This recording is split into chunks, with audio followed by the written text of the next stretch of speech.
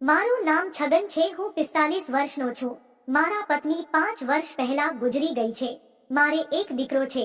જેના વહેલા લગ્ન થઈ જાય તો ઘરમાં સ્ત્રી આવે તો ઘર ઘર જેવું લાગે, નહીંતર ઘર સારું નથી લાગતું. તમે પણ જાણો છો કે ઘરમાં સ્ત્રીનું હોવું કેટલું જરૂરી છે. મેં મારા પુત્ર સુનિલના લગ્ન રોશની નામની યુવતી સાથે કરાવ્યા. મને રોશની ગમતી હતી કારણ કે તે ખૂબ જ સુંદર છોકરી છે અને સારા પરિવારમાંથી આવે છે. હું રોશનીની સુંદરતાથી પ્રભાવિત થયો હતો. મને રોશનીના રૂપમાં મારા ઘરમાં એક વહુ જોઈતી હતી. મારો પુત્ર શહેરમાં નોકરી કરે છે અને તે તેના લગ્ન માટે 1 મહિના પહેલા રજા લઈને ઘરે આવ્યો. કોર્ટ મેરેજ હોવાના કારણે લગ્નમાં ઘણા મહેમાનોને આમંત્રણ આપ્યું ન હતું, તેથી બધાને એક હોટલમાં જ બોલાવ્યા હતા. કોર્ટ મેરેજ થયા પછી બધા હોટલમાં આવ્યા અને ત્યાં લગ્નની વિધિ કરી. પછી મહેમાનોને જમાડીને વિદાય આપી. બીજા દિવસે અમે બધા અમારા ઘરે આવ્યા. મેં મારા પુત્રના લગ્નની સજાવટ માટે ફૂલવાળાને પણ બોલાવ્યો હતો, જેથી તે ઘર સરસ મજાનું સજાવી શકે. મેં મારા પુત્રની ખુશી માટે કોઈ કરકસર છોડી નથી. હું ઘરમાં એકલો હતો. મારા પુત્રને હોવે બહારથી ખાવાનું મંગાવ્યું અને અમે તે ખાધું. પછી હું વહેલા સૂઈ ગયો કારણ કે મને ખબર હતી કે આજનો દિવસ તેમની માટે ખાસ હતો. દિવસભરના થાકને લીધે મને તરત જ નીંદર આવી ગઈ, પરંતુ અડધી રાત્રે મારી નીંદર ઉડી ગઈ. અડધી રાત્રે તેઓ બંને લડી રહ્યા હતા. તેની વાતો સાંભળી અને મને થયું કે લાવ હું તેને જઈને સમજાવું, પરંતુ એવું ના કર્યું. પણ થોડીવાર પછી તેઓ બંને લડતા લડતા મારા રૂમમાં આવી ગયા. મારો દીકરો મને કહેવા લાગ્યો કે તમે મારા માટે કેવી છોકરી શોધી છે. તેના પતિ નહીં પણ બીજું જોઈતું હતું. મને કહે છે કે તું ખૂબ જ નાનો છે, તે મારું જીવન બરબાદ કરી નાખ્યું છે. તારાથી કશું થશે નહીં. આથી હું તારી સાથે નહીં રહી શકું. હું મારા ઘરે પાછી જતી રહીશ. હું તે વ્યક્તિ સાથે કેવી રીતે રહી શકું જે મને ખુશ ન કરી શકે.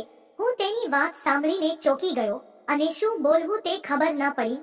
મારો પુત્ર ખૂબ ગુસ્સામાં હતો. બંને એકબીજા પર આરોપ લગાવી રહ્યા હતા. મને સમજાતું ન હતું કે જે પહેલીવાર વહુ બનીને આવી હતી તેનું આવું રૂપ જોઈને મને ખૂબ ગુસ્સો આવવા લાગ્યો. મેં મારા પુત્રને કહ્યું કે બધું સારું થઈ જશે અને વહુને પણ કહ્યું કે બધું સારું થઈ જશે.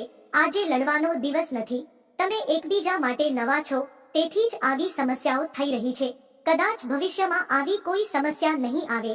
વહુએ કહ્યું કઈ રીતે કોઈ પ્રોબ્લેમ ન હોઈ શકે તેની હું કલ્પના પણ કરી શકતી નથી. મેં મારા દીકરાને પૂછ્યું શું વાત છે દીકરા?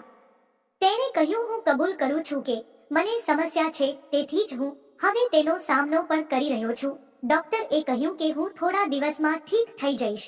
આ સાંભળીને મારી વહુ વધુ ગુસ્સે થઈ ગઈ અને કહ્યું જ્યારે તમારામાં દમ ન હતો તો પછી તે મારી સાથે લગ્ન શા માટે કર્યા? આ સાંભળીને મારો પુત્ર તરત જ ઘરની બહાર નીકળી ગયો. મને લાગ્યું કે મારો એક જ દીકરો છે અને તે મને છોડીને જતો રહ્યો. મેં બહુ ગુસ્સે થઈને મુખ્ય દરવાજો બંધ કરી દીધો. હું પાછો આવ્યો તો જોયું કે મારા દીકરાની વહુ પલંગ પર બેઠી હતી. તે ગુસ્સામાં લાલ થઈ ગઈ હતી.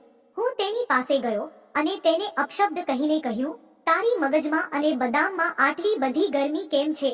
તો તેણે કહ્યું કે છે તો તે છે, તો તમે શું કરશો? તમારી પણ ઉંમર થઈ ચૂકી છે, એટલે તમારા દીકરાની જેમ તમારામાં પણ દમ નહીં હોય. મેં ગુસ્સામાં આવીને કહ્યું કે હું આજે તને આ છગનનો પાવર બતાવીશ.